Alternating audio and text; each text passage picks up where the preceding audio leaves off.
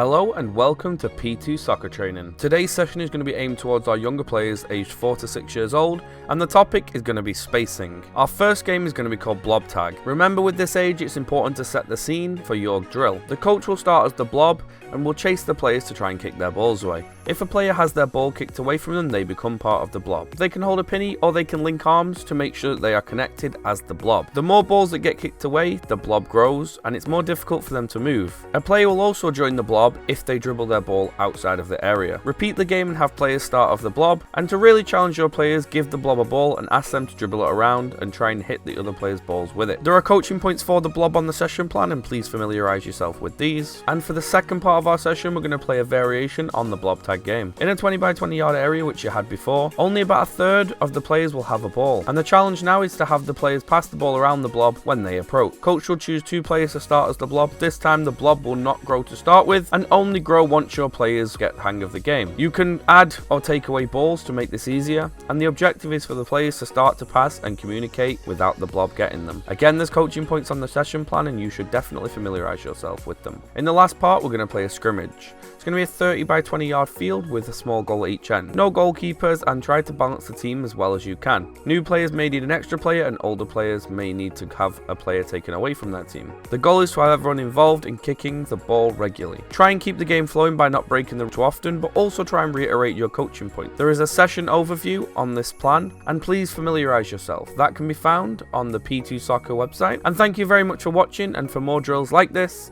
and for the session plan to go with this, visit p2.soccer.